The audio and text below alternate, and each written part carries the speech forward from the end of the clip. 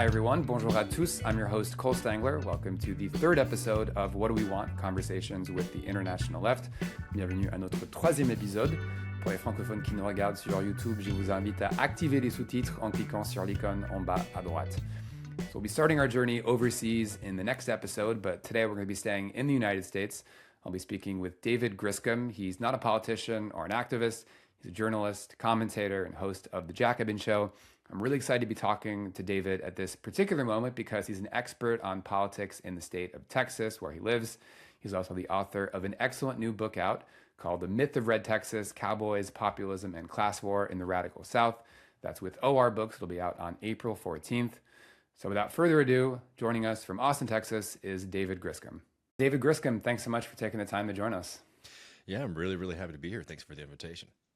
I'm also excited about the idea of having a transatlantic conversation about the left that does not involve either party in New York or Paris or DC. I'm in Marseille, you're in Austin, Texas, two great cities in the United States and France that are not the sort of big ones that I think too many journalists are based in, maybe for my kind of personal. 100%. Do they have the same kind of situation where you have fly-in journalists coming into Marseille whenever there's a big national story? You know, it's funny you say that because I actually just got a call from one of these journalists saying, hey, we got municipal elections coming up in Marseille. Anytime we, have some time to chat. I'm not going to out them, but, we have great journalists here also in Marseille, just like you guys have in Texas. So, David, we're going to talk about your excellent new book in just a moment, but I wanted to basically, get started by just kind of digging right into these election results that have a lot of people excited. So in Texas, of course, your state, people excited, Democrats in the United States, people on the left more generally, but even actually people in France, in Europe. I see people like discussing in intricate detail the Texas primaries, the Democratic primaries internationally. And I think it's a testament to how much people just want to see some opposition and resistance to these, this horrific far-right authoritarian era that we're in the United States. So it's a real testament to that. But I want to get started with basically the sort of star, I think, of the moment, which is, of course, James Talarico, 36-year-old Presbyterian seminarian, member of the Texas State House, who, of course, won the Texas Senate Democratic primary over Jasmine Crockett, won by a 6-point margin with a lot of, very inclusive kind of populist messaging, if you want to call it that. And if you look at the polls now, it looks like, maybe he has a chance at actually winning the seat, which would be pretty remarkable in November against whoever the Republican candidate is. So what do you think of Talarico? What's sort of your take on Talarico? Talarico has run a very interesting campaign. Maybe to situate it, just putting my cards on the table, like I'm on the left. I was a Bernie Sanders supporter. And Talarico, I think, has done a good job at being somebody who a lot of people can kind of see themselves in their politics in him. Talarico, for example, like he doesn't support Medicare for all. Now, across the board, he's generally on the more progressive side. I think some people see him as a moderate because of, particularly, I think, the Christianity and just his kind of general presentation style. But he's not somebody who sort of came out of like the Bernie Sanders movement in the same way that like an AOC or some of these other folks did. But there's a reason that I think people are really excited about it, and myself as well. As I wrote for Jacobin, what we saw from Talarico was the kind of another example of this thesis that we've had in American politics for a long time, which is like running campaigns that use kind of class language, or calling out the billionaires or calling out the corruption in this kind of system, and making that the center of your campaign. That tends to be incredibly motivating and mobilizing for people. And we saw that with Talarico. This is somebody who wasn't as well known as Jasmine Crockett, for example, but he was able to overcome that because, you were the entire, if you're on social media, your entire feed was just flooded with videos of James Talarico kind of decrying the billionaire class. Yep. And he was very good, I think, at avoiding the kind of culture war politics that dominates across the U.S., but especially in Texas. And, one of the things I think is really notable about his campaign to kind of show why people on the progressive side, people on the Democratic Socialist side are excited about this was that he really built out from the Bernie Sanders 2020 presidential campaign. So if you look at the Texas primary and you look in this most recent primary and you take that map and you look at the 2020 primary where Bernie Sanders lost, kind of close to Joe Biden, Tallarico is winning those same counties, those same parts of the state. And I think most notably, and what might be less familiar for your audience, has been what's been going on in South Texas in the Rio Grande Valley, which is predominantly Hispanic part of the state, historically underinvested, both politically and economically, and that has been a part of the state that has traditionally been like the Democratic stronghold. It's called the Blue Wall, and it broke for Trump in 2024. Now, Tallarico, I think, showed that he has a kind of viability in trying to bring those voters back into the Democratic Party. So, there's a tremendous amount of like positivity to take from it, both in the sense of like, okay, this is an interesting campaign, but also him being able to kind of mobilize voters who have been either not voting or not voting for the Democratic Party in general. And maybe we'll circle back to Tallarico. I think he's such a fascinating character sort of at the end of our conversation. But I wanted to ask you also if there are sort of other races that you kind of had your eye on in Texas. There's someone who's also getting attention, and I think it's the 30th congressional district, Frederick Haynes, so Baptist minister, which is actually so Jasmine Crockett's current seat. Quite progressive, quite left wing, I think I can say. Is that a sort of interesting candidate? Any other kind of results that these primaries that kind of stuck out to you? Yeah, I mean, I think that was another interesting race, and I think somebody who's kind of talking about justice as cleanly and clearly as he is always something that we should be encouraged by. I think one thing for people to remember is that Texas Democrats tend to be fairly progressive across the board. I mean, I would argue that like you look at the politics of a city like Austin, and we're looking at one of the most progressive places in the United States. Now, the results of it aren't always progressive because we have a state government that's basically at war with us. But Texas Democratic primary voters, do tend to kind of have that bent. I think while that's exciting, I think one thing that is worth noting is that the far right in Texas had a really, really good day. Yeah. Texas is a state that has been dominated by the Republican Party for my entire life, but it's been a certain version of it. And you look at a figure like Greg Abbott, who is certainly odious in many ways, but he's a kind of, has been a general figure and been able to kind of squash, right-wing attacks against him and in the Texas GOP. You saw Dan Crenshaw, who's, very famous, who lost his seat in the primary. You saw Don Huffines win his primary, and this is somebody who was just a couple of years ago treated as a complete joke. And you saw across the board these kind of more far-right Republicans having a very, very strong showing. That's very worrying in a state like Texas. While many of us are excited about some possibilities in this year, in this upcoming election, history will tell us that we're more likely to have Republicans winning these seats come November. So while we've seen some kind of openings and things that are exciting, this victory of the far right, I think, is very, very worrying. And the last one, if I could just note, I think is one of the most important things to pay attention to in Texas politics, was a victory in the state Senate in a special election by a union leader named Taylor Ramett. Yeah. And that was in Tarrant County, which is one of the most red counties in the country, particularly for like an urban area. And that was a district that went overwhelmingly for Trump. And Taylor Ramett was able to flip that seat in a huge upset, and he did it by running a kind of class-focused campaign where when people would try to get him into culture war stuff, he'd say, I just want to talk about the bread and butter issues that matter every day, folks, and that really worked. And in addition, I think one thing that's also important for people across the country and across the globe, one thing that was really cool about his campaign was that it was very much focused on listening. Like, while it had a very strong class-focused message, one of the things that most people took from it was like, hey, this is a guy who actually wants to represent us in the sense like he's going to listen to our concerns and take those to the government, which doesn't happen very much in politics. Yeah. And there are famous stories of, his volunteers knocking on doors in Tarrant County, and they didn't know the answer to a question, and they would literally call him on the phone and ask him what he thought about this issue. So that was something that I think is very, very exciting for the long run as well, for a different kind of politics.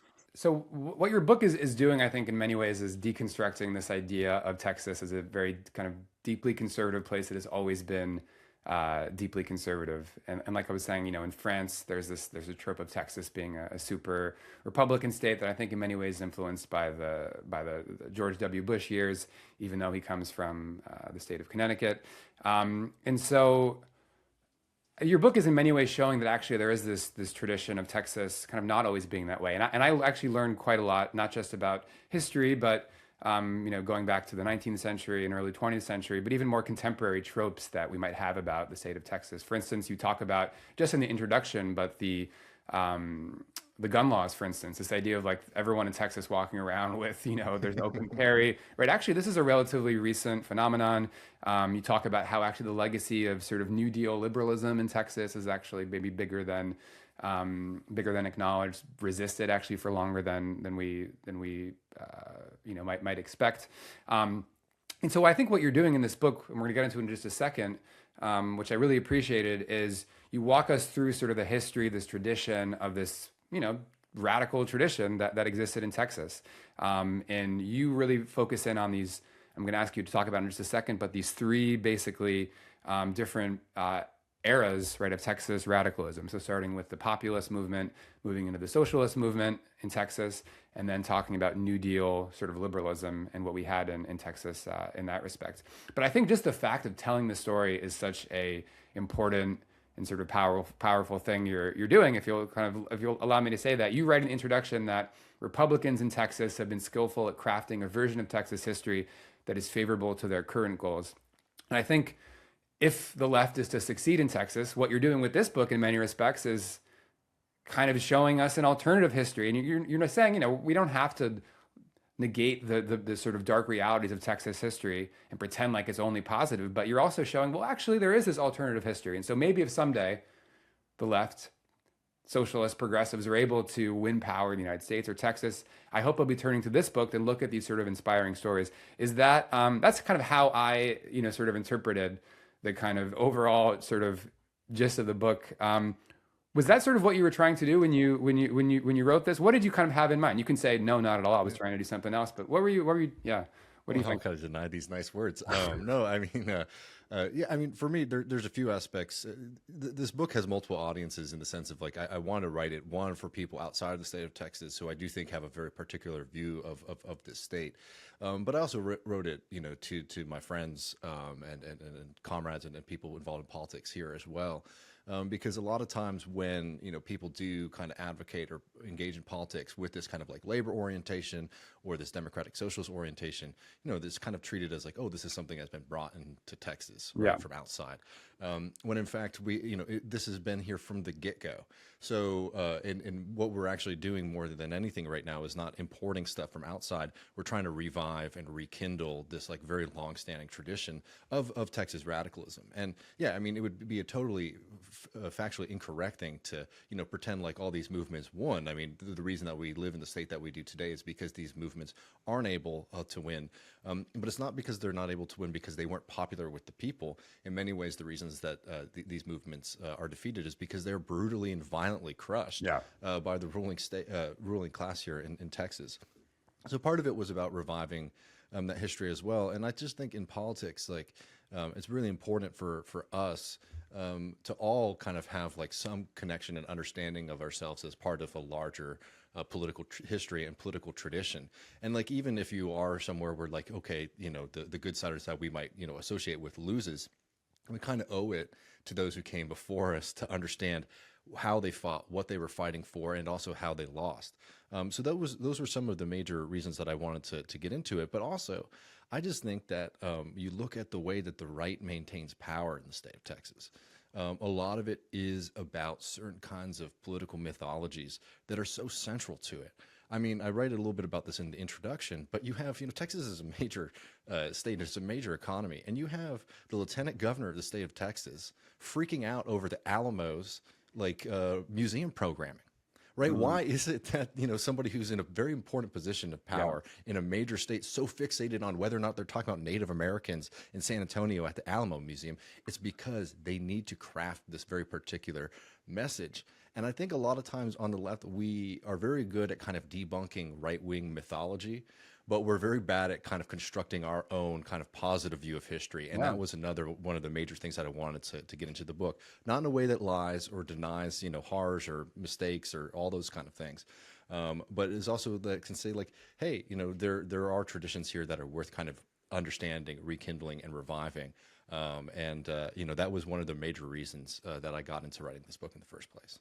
No, it's great. And maybe that's a good transition to move right into, I want to talk about these kind of three, just quickly, historical kind of movements you focus in on. And you actually draw a sort of lineage between them. So the populist, socialists, and New Dealers, that actually each wave sort of inspires or, draws upon the previous wave, right? There's this sort of, there's this sort of heritage that they're transmitting, inspiring one another. Well, let's start off with the first one, which is the sort of populist movement in Texas, which was quite strong. And you start off with a very interesting story, which I learned a lot in this book, but it's one of the kind of more interesting, I think, things that stuck out to me was you talk about myths. I mean, you talk about the sort of cowboy as, right, this is the archetype of American kind of individualism, the rugged individual who only is looking out for themselves. This is kind of the idea we have of the cowboy. But what you recount in the book is you go back to this event that I know I love labor history. I did a master's in, French labor history. I had no idea about this. Texas, the great cowboy strike of 1883. You talk about how cowboys, actually, a group of them, I think a couple hundred, if not more, organizing a trade union in Tascosa, Texas, which is, I guess, the panhandle, kind of northern part of the state. And it's, in many ways, they were able to win, actually, some improvements. There's also, to get wage increases.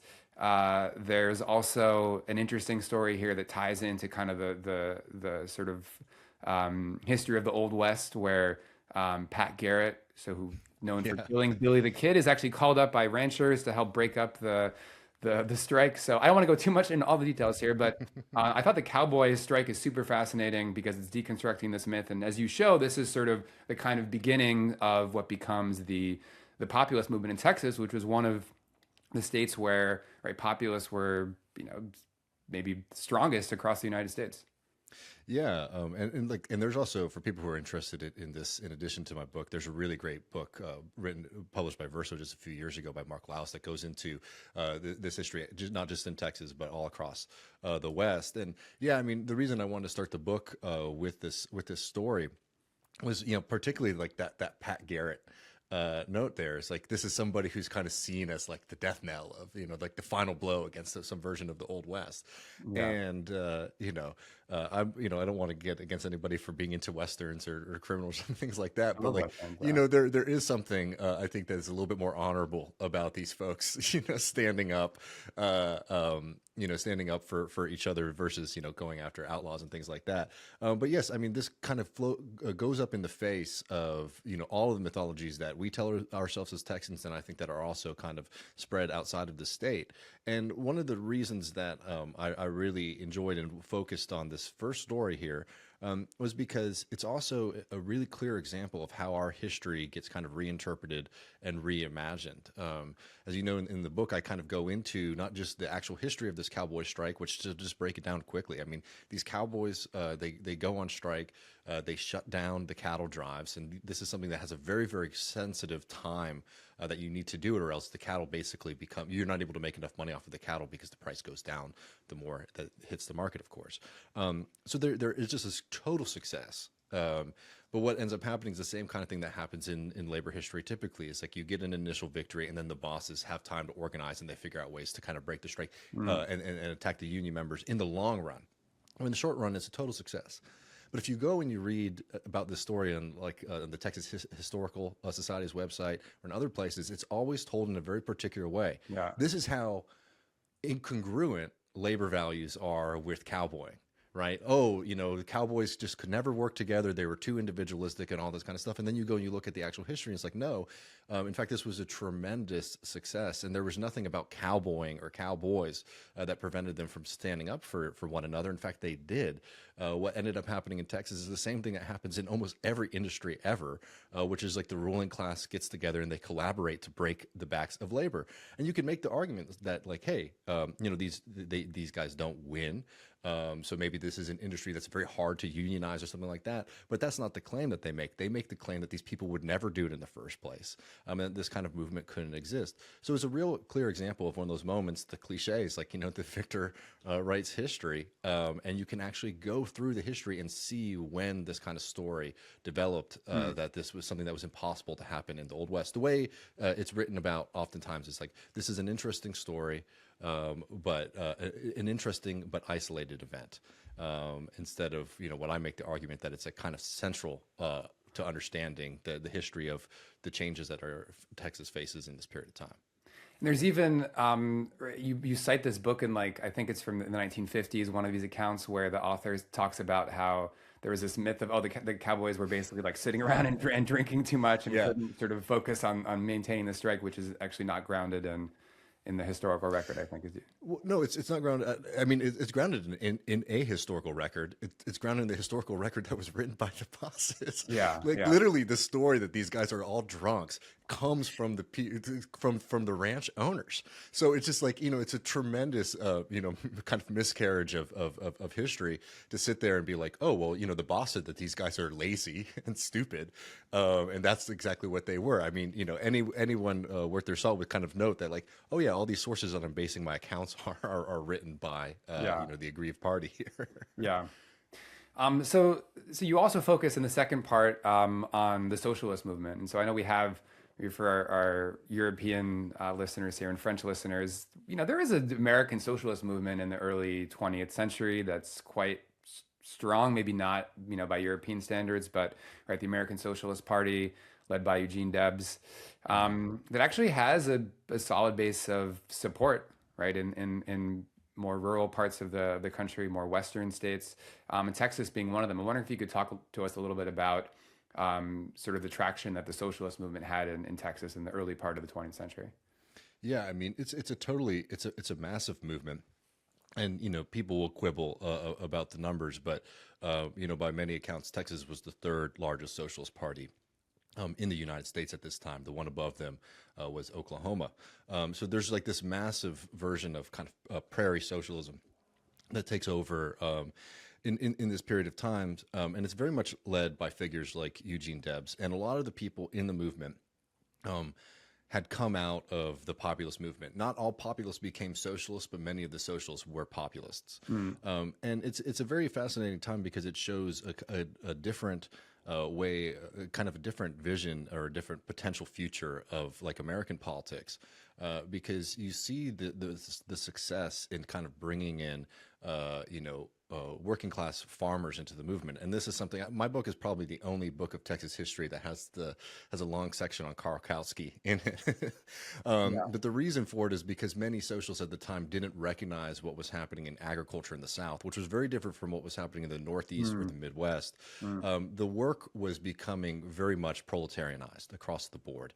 You saw these kind of small holders, people who owned like a very small plot of land, literally lose their land to the banks and the merchant class.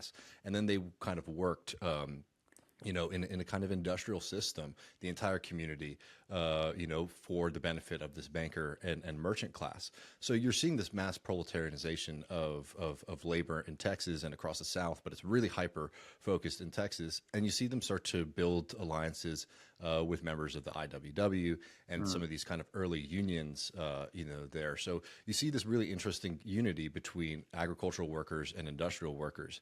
And politically, I mean, it becomes a very mass movement very quickly. Central to it is this newspaper called The Rebel, which was the main socialist newspaper in Texas. There were other kind of national socialist, that's an unfortunate term. There was other kind of socialist papers, that had a national audience as well. But The Rebel was the Texas one. And it allowed them to have a wide, I'm sorry to be cliche, but every Texan's going to talk about this. Texas is a big state. Organizing the state is very hard, and imagine doing it before you have the communication apparatus that we do now. This newspaper was incredible because it allowed people in far west Texas to be able to be in communication with the rest of the organization and the party. And the Socialist Party becomes, fairly competitive. The Democratic Party is dominating politics at this time. Texas is in the throes of kind of Jim Crow system. The right to vote has been restricted, not just for black people, but also for poor whites as well. And yet they are able to kind of build up, an alternative that, at least was, striking fear into the hearts of the ruling class of Texas. There was a period of time where in Texas, like the opposition to the Democratic Party, which had governed the state since Reconstruction, was the Socialist Party. And, a lot of the things that they get into are kind of interesting because not in addition to the electoral work that they're doing a lot of kind of work organizing workers, they're organizing people into tenants unions. And then later they end up having some very interesting relationships with the Mexican Revolution, which challenged a lot of the kind of backwards view of some of the membership of the Texas Socialist Party at the time. Right. And the Mexican Revolution, obviously a key episode in this as well. But I think, I also want you to talk maybe about moving to the third section about the New Deal era. Maybe there's like a certain kind of version of American history where the Socialist Party, this sort of phase that interests you, interests me, and others, is sort of like this kind of like outlier that is this kind of exceptional kind of phase in American history that isn't actually part of sort of like the grand narrative of how the liberal Democrats were able to, construct political power. But what I think one of the more interesting parts of this book is you're kind of drawing a link here between this kind of forgotten, or less sort of glamorized era of socialism and actually the sort of heritage of the New Deal. You're sort of drawing the lines between them. That actually the New Deal is in some ways like the kind of politics certain Democrats are indebted in some way to sort of their socialist predecessors. I think it's a super interesting argument, and you show it in the book. I wonder if you could talk a little bit about this idea. Yeah, I mean, the New Deal is a particularly interesting time. I mean, Greg Cantrell, who's written a really great book on Texas populism and its relationship to liberalism, also really gets into this. And he notes, and I think it's just a kind of an interesting bookend here, is that LBJ's grandfather was a populist politician. Yeah. Right. So there is like an actual like genealogical relationship to these things as well. But you look at a lot of the demands that the populists are making in the 1890s, and even some of the demands that the socialists are making, which are fairly similar. And you can start to see their development into different forms in the New Deal, like without getting into like all the nitty gritty of it, like some of the agricultural demands that were being made by farmers in the 1890s, like find their way into some of FDR's agricultural plans. So you see this kind of like the bold ideas of populism in particular really influencing, I think, American liberalism in a large way, because they had just seen in recent memory, a pretty serious revolt from below. And in Texas, which was the hotbed, and in many ways, I would argue like the heart of American populism. Yeah, you can kind of see that continue because Texas. While all this is going on, Texas is still a state that is very underdeveloped. It is a state that has tremendous amounts of poverty and needs a lot of these major government programs to kind of push, the state into the kind of economic powerhouse that it is today. So I talk about that a little bit in the book, but I also talk about the ways that the New Deal had ignored particularly Mexican-American workers in Texas. And a lot of the chapter on the New Deal is really focusing around Emma Tenayuca, who was an incredible labor leader in San Antonio. She led one of the largest strikes in our history, the pecan sheller strikes, which, was fascinating because it also included, many workers who were often seen as outside of the labor movement at that time.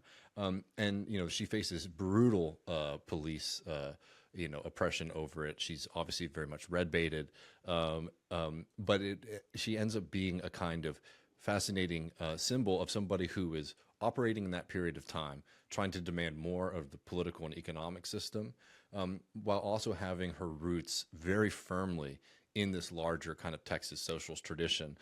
So the reason that I kind of like, that's the last historical episode there is not that Emma Tenayuca is like the last person on the left or the end of Texas labor history, but she grows up and when she's a young girl, she goes down in San Antonio, and she would listen to veterans of the socialist movement in Texas give speeches, right? Yeah. And through that, she learned about populism and all this. So like, she's somebody who kind of was grown up in this particular Texas tradition. And in many ways, I think, that one, it kind of starts to decline with her. It's not that there aren't other radical movements in the future. It's not that there's not, economic and justice-oriented fights that happen in Texas history after that. But she's kind of the last one who kind of starts taking capitalism as a system, as the kind of central target for the political movement. And that's because of her tradition as both, kind of populist and a socialist. So it's an interesting time because a lot of it's an ironic time because like a lot of the things that were being demanded start to come into being in this period of the New Deal. But it also is a time where that tradition starts to break, one, through overt repression, but two, because people's lives are changing. I mean, the tenant farming system, for example, that dominated Texas, like that starts to disappear at this time, and even the pecan sheller strike, the pecan industry fundamentally changes in Texas in just a few short years, right? So you start to just see this kind of connection that I've been trying to revive. You can start to see how it begins to sever at that moment. I guess that's making me think like when you wrote this, because you are focusing on this sort of era of Texas that hearing you speak there is really different from the state in many ways. So it's similar, of course, but different than what we know today, where like the oil boom and how it's transformed the state now, like the kind of post oil, or the state economy is obviously very diversified. There's almost this kind of like I mean this as a compliment, but kind of a romantic kind of air to the text that kind of brings you to this period. Was it the radicalism above all that sort of made you want to focus in on this particular period, or is there something else going on as sort of that drew you to this particular period of looking at kind of the history of left-wing politics in Texas? Yeah, I mean, I think that what was really notable about this period of time was, yes, the kind of political radicalism, something that seems just so foreign from Texas politics. And I think a story that's kind of less known, or even if it is known, it's kind of known as like, oh, this was an interesting isolated event, or that's something unique to this region. Because there's been a lot. I mean, for example, like LBJ is somebody who's studied by almost everybody, even non-Texans, because he's a fascinating figure. He's kind of seen as like a transitionary figure in American politics and in American liberalism. So like the period that the 1950s plus, I think there's plenty of stories and things to investigate there, but I think it's been fairly well investigated, or at least it's well known enough and it's recent enough. I do write a little bit about the transition of Texas from a Democratic stronghold to the Republican. Yes, I wanted to ask you about that. Yeah. Very end, yeah. And maybe you provided the transition there for me. What you talk about this in the conclusion. So this is a stat everyone kind of knows. Texas hasn't had a statewide Democratic victory since 1994, and I know this is it's a big question, but if we could maybe address it, it's still like the what happened sort of question. How do you sort of analyze where we had this shift? You hint at it at the conclusion, even if it's not the main focus, like I said, of the book, but obviously, you get into it in the conclusion. How do you sort of, where does it begin? What do you make of it? There's this common idea, and I think you cited actually in the conclusion that it's this famous quote of LBJ, Lyndon B. Johnson, saying, "Okay, I signed the Civil Rights Act. Basically, the South is gone." Are we talking about just sort of racial resentment and backlash? Is that the only part of the story here? No, I mean, I think that that's certainly a part of the story. But what's notable is like Texas, compared to other southern states, I mean, Texas has, doesn't really become a firmly Republican state for a long while after that. Yeah. You start to see the split aspects where for president, there's more Republican, people are more and more comfortable voting Republican, but for state elections, the Democratic Party still dominates. And the way to think about it is like the Democratic Party in Texas, like there's always been liberals in Texas and there's always been conservatives in Texas. They just used to live in the same party. And that created a weird and difficult dynamic for the liberal wing of the Democratic Party throughout Texas's history, because on one hand, you could get access to office because you could be elected if you win your primary. But then you also, have a bunch of people who might be completely hostile to your platform. So for a long time, there's actually this movement of Texas liberals to try to get the conservative wing of the Democratic Party to join the Republican Party. And I note some of these kind of fascinating essays in the Texas Observer, which is our main liberal magazine in the state. So there's that kind of push that happens. But really what ends up, I think, being fundamental to Texas is this influx of new people that come into the state. So Texas becomes a hub for all of this corporate relocation, particularly in the 80s and 90s. And you have people coming from California, you have people coming from the Midwest who they consider themselves Republicans. So all of a sudden you see Texas has this larger group of people who are Republicans. So the party's becoming more and more viable electorally. And then you have folks who have been waiting in the wings for a very long time to start to try to convert conservative Democrats to flip and run in the Republican Party. So, one of the reasons I note this is one, because it's important to understand this history, and it is kind of ironic given the anxiety that the Republican Party has now about migration to the state. But that, yes, it was, migration played a massive role in kind of flipping the state of Texas. These conservative carpetbaggers that are coming into Texas and changing the state. I mean, it's totally true. And I think, especially today, I note this as well in the introduction and the conclusion, that this plays a big role in Texas being, having such conservative politics. It's not so much that there's something innate in Texas or Texans that is conservative. It's that Texas has had this sign on its front door for a long time. It's like, hey, are you a far right Republican? You come to Texas. So it's not so much a reflection of our culture and our history as much as it has been, a kind of self-selection of a lot of right-wingers moving to the state of Texas. And you see that today with, people like Elon Musk and co. who are moving to Austin, unfortunately, my hometown. Yeah.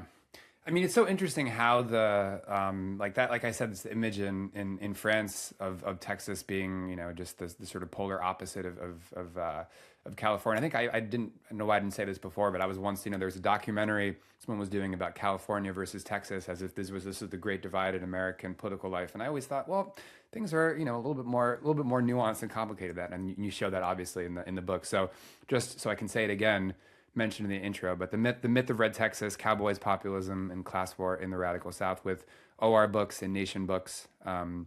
So recommend it. It'll be out in April again. So hope everyone can pick it up. It's a great book, and I think we have, if you don't mind, David, just a few minutes here. I want to just ask you a few more questions about sort of where the kind of present moment we're in.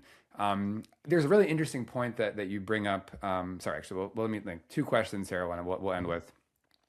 One is, you don't, if I'm not mistaken, I don't think you quote him, but you talk a lot about, right, the culture wars. And I know this is such an oversimplified question to ask, but I have you here to ask it, so I'll ask it anyways. Is this, you kind of, I'm thinking of the Thomas Frank kind of thesis, right, that everyone is familiar with, right?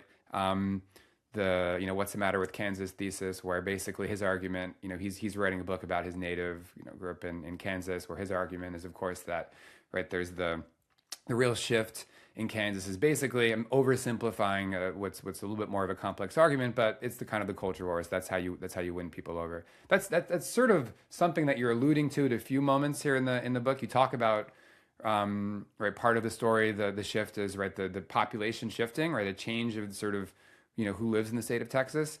Can we say part of it is also the ability of the Republican Party to just be really excellent at waging these culture wars? Is that a big part of the story? I mean, I think that's a part of the story, but I would in many ways kind of turn my focus to the Democratic Party. So, you look at somebody like Ann Richards, who I don't know, your audience may or may not be familiar with. She was a former governor of Texas. And look, I grew up in an Ann Richards house. Like we had a photograph of her on the fridge. So this is, I'm not like I didn't come from a kind of hater's background. But there is a kind of mythology around her and her politics. And I understand why. She's kind of the last like major statewide Democrat to hold office. But by the time Ann Richards is in office, I mean, the Democratic Party had already gone through its shift of kind of like moving away from the working class. And you can get lost if you focus so much on comparing Ann Richards to W. But like, you know, what it meant to be a Democrat in terms of like, you know, caring about working class issues, you know, this is somebody who was like a big booster of NAFTA, for example. And I think that, like, you know, focusing so much on the culture war also misses the fact that, like, okay, well, what is it even that the Democratic Party is offering? You know, and I think that that's a major kind of fantasy in Texas politics, and I think in general, is that just like, oh, the default is, you know, for people to vote Democrat, and I think that, like, understanding people as like complex and having many different kind of identities, and the idea of working class politics is that something that is able to unite folks across the board. You know, you also see, like in Texas, man, it is crazy the amount of kind of race essentialism that has dominated Democratic Party. Right, thinking. you mentioned that as well. Yeah, the kind of demographics is destiny argument, where it's like, you know, the state is going to change enough demographically, and that'll just, the Democrats are going to win because of it, right? That's and you don't have to do anything. I mean, you know, you just get to kind of be rewarded by God because, you know, these shifts. And what's ended up happening in Texas, especially, is that, you know, the Democrats have learned that, you know, Hispanic voters and even Black voters to a certain extent are willing to vote for Republican just as much as poor and working class whites are. So this is a real crisis for them. And it really, I mean, decades of, if you spend any time going to talks in Austin for years, or going to talks in DC too, that was always the pitch. Oh, you know, the demographics are changing and we're just going to start winning. And you know, and it was lost decades, frankly, of kind of organizing an alternative. You have to give people a reason to vote for you. It's not, I can't take anyone And for granted. people are mad and betrayed, you know, just because you know, I mean, everybody knows this, but it's like, it's worth remembering that, like, even though Texas is like a Republican dominated state, you know, millions of people cast their ballot for Democrat presidents in elections, which means they have the same capacity to feel betrayed by Obama or by Bill Clinton as anybody else. So yes, people who might have voted Democrat traditionally, who voted for Clinton, who voted for Obama, who felt that their life didn't get better, you can quibble about the reasons, but they believed in something, they didn't get what they thought they were going to get from it. They're just as dissatisfied as somebody who, you know, is in Connecticut or in New York, and that affects you know, how they act.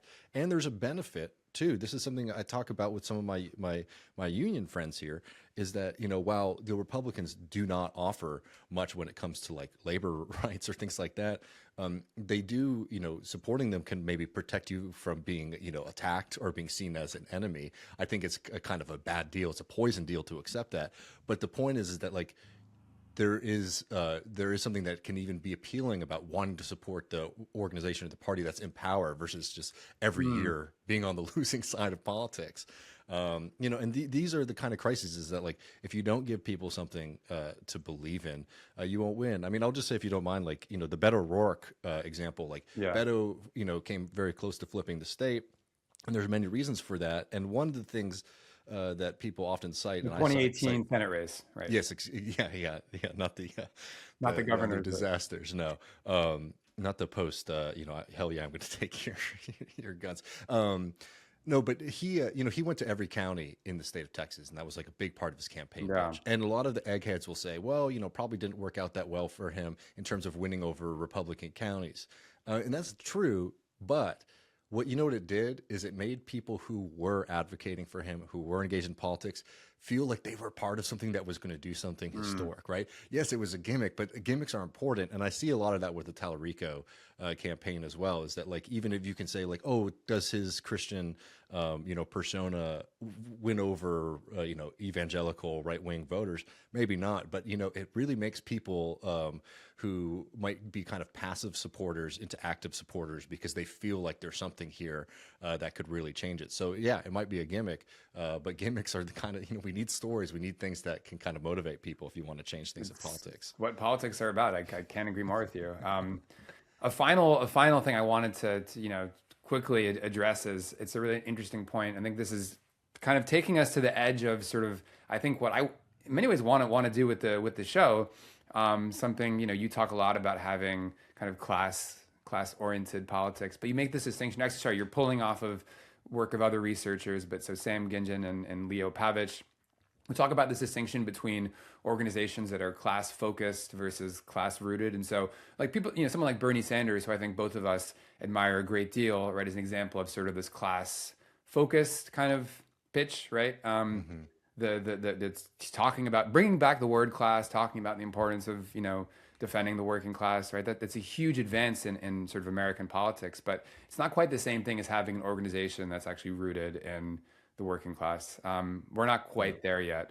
I don't really know if I have a question here, but it's like, I don't know how we get there. That's kind of what we're all trying to do or thinking about, And I agree. I don't have like a quippy one-line answer of how to do it, but I think it's really critical, particularly if you consider yourself a democratic socialist.